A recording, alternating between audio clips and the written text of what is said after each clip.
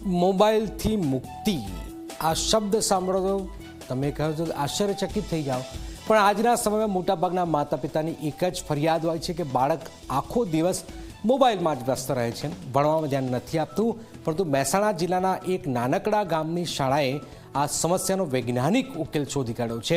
Dopamine detox નામનો અનોખો project શરૂ કર્યો છે, જેના પરિણામે વિદ્યાર્થીઓ મોબાઈલ છોડીને પુસ્તકો તરફ વળી રહ્યા છે. શું છે આ પ્રોજેક્ટ અને કઈ એ સ્કૂલ છે જેણે આ મોટું કામ કર્યું છે, શું થયું છે, આવું જોઈએ, જાણીએ, સમજીએ.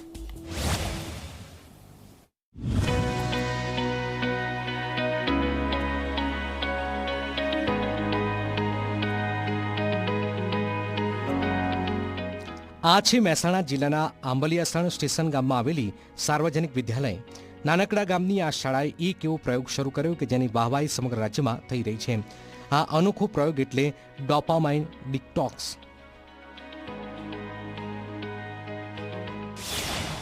હવે ડોપામાઇન એટલે શું? તો જ્યારે આપણે મોબાઈલમાં રીલ્સ જોઈએ, ગેમ રમીએ, ત્યારે મગજમાં એક ફીલ ગુડ કેમિકલ બને છે. આ કેમિકલ આપણને વારંવાર સ્ક્રીન તરફ ખેંચે છે.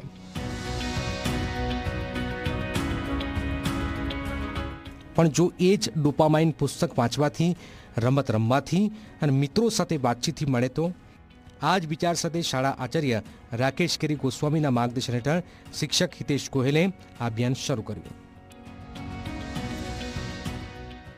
અમે વાલીઓ જોડે મિટિંગ કરી, વાલી મિટિંગના અંદર ચર્ચા કરી. જે પ્રશ્નો અમારા જોડે વિદ્યાર્થીઓ મૂક્યા હતા કે ભાઈ આ રીતનું થાય છે, પોતે અનિયમિત ઊંઘ લે છે, મોબાઈલનો વારંવાર ઉપયોગ કરે છે, એમનામાં ચીડિયાપણું આવ્યું છે, અનિયમિત ગૃહ કાર્ય, આ બધી ચર્ચાઓ વાલી સાથે કરતા આ તમામ બાબતો ખૂબ સાચી અમને દેખાઈ કે ભાઈ ના, ખરેખર વિદ્યાર્થીઓના અંદર આ દુર્ગુણોનો પ્રવેશ થઈ રહેલો છે. પહેલું તો અમે આ પ્રોજેક્ટ શરૂ કર્યા પછી વિદ્યાર્થીઓના વચ્ચે જે વિવનસ્ય હતું એ દૂર થવા માંડ્યું. હાલ અમારા તમામ વિદ્યાર્થીઓ અમે બહારથી નાસ્તો લાવવા માટેની છૂટ નથી. તમામ વિદ્યાર્થીઓ ટિફિન સાથે જમવા માટે આવે છે અને જોડે બેસી અને તમામ વિદ્યાર્થીઓ રિસેસ દરમિયાન ભોજન લે છે. તો એક આ મોબાઈલ દુરુપયોગનું બંધ કર્યા પછી વિદ્યાર્થીઓના અંદર એકબીજા સાથે જે પ્રેમ, હું પણ જે લાગણી કરી હતી એનું જોડાણ સારું થયું હોય એવું અમને દેખાઈ રહ્યું છે. દરરોજ પ્રાર્થના પછી માત્ર 10 થી 15 મિનિટ બાળકો પોતાની કુટેવો ખુદ સ્વીકારી લે છે. હું વધુ મોબાઈલ વાપરું છું, મને ગુસ્સો વધારે આવે છે. બાળકો કુટેવો કાગળમાં લખીને આપે, પરંતુ બાળકોને કોઈ દાંટ નહીં, કોઈ સજા નહીં, માત્ર સમજાવટ અને વાલીઓનો સાથ મળે તો શરૂ થયો મોટો બદલાવ. મારું બાળક પહેલાં મોબાઈલમાં બહુ જ રચ્યું પચ્યું રહેતું હતું, એને ભણવામાં ધ્યાન નહોતું રહેતું.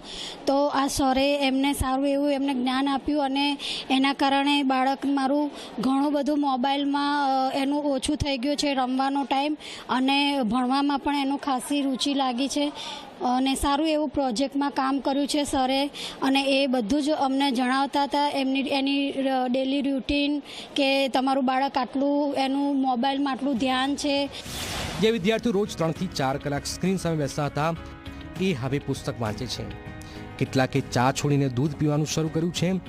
રિસેસમાં બહાર નાસ્તા નહીં, હવે સાથે બેસીને ટિફિન, હાસ્ય, વાતો અને ફિલિંગ. મોબાઈલની લતથી આવતું ચડિયાપણું હવે એકાગ્રતા અને આનંદમાં બદલાઈ રહ્યું છે.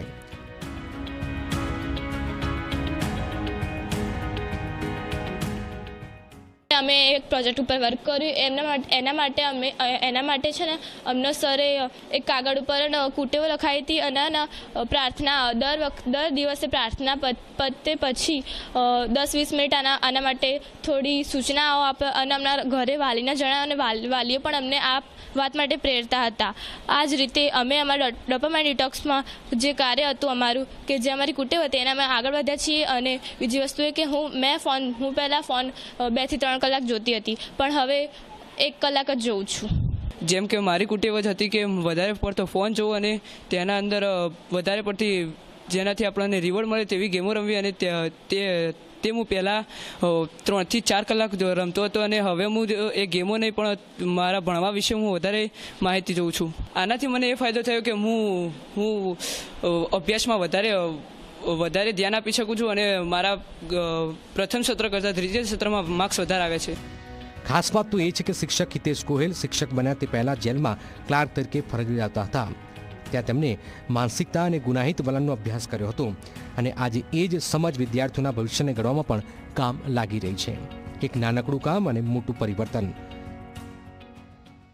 આ પ્રોજેક્ટની અંદર એ લોકો જોડે મેં કુટેવો લખવડાવી પછી વારંવાર પ્રાર્થના દરમિયાન અથવા પ્રાર્થના પછીના સમયની અંદર 15 થી 20 મિનિટમાં એમને રિમાઇન્ડ કરવામાં આવે રોજ, અને ઘરેથી વાલીઓને રિવ્યૂ લેવામાં આવે અને વાલીઓને પણ એક મિટિંગ કરી અને જાણ કરવામાં આવી હતી કે તમારે ઘરે રોજ રિમાઇન્ડ કરાવડાવવાનું છે. પ્રેમથી આદત એમની કુટેવો જે છે એ છોડાવવાના છે. આ પ્રયત્ન આપણે કરવાનો છે અને જેની અંદર મને પરિણામ પણ મળ્યું છે. આ બાબતમાં મુખ્યત્વે એમની જે એકાગ્રતા છે, કોન્સન્ટ્રેશન છે એ વધ્યું છે. શિસ્તની અંદર, શાળા શિસ્તની અંદર પણ ઘણો બધો તફાવત જોવા મળે છે. રિસેસના સમયની અંદર બાળકો મોટા ભાગે લાઇબ્રેરીમાં જ બેઠેલા મને જોવા મળે છે. એટલે આપણો પ્રોજેક્ટ સફળ ગણવામાં આવે છે. આંબલિયાસણ જેવા નાનકડા ગામની શાળામાંથી ઉગેલો આ વિચાર સમગ્ર ગુજરાત માટે પ્રેરણા બન્યો છે. સમજાવટ અને વૈજ્ઞાનિક પદ્ધતિથી મોબાઈલની લત જેવી ગંભીર સમસ્યાનો ઉકેલ શક્ય છે. જો ગુજરાત સરકાર આ મોડેલને રાજ્યમાં અમલ મૂકે તો દેશનું ભવિષ્ય વધુ ઉજ્જવળ બની શકે છે. તેજસ દવે, ઝી મીડિયા, મહેસાણા.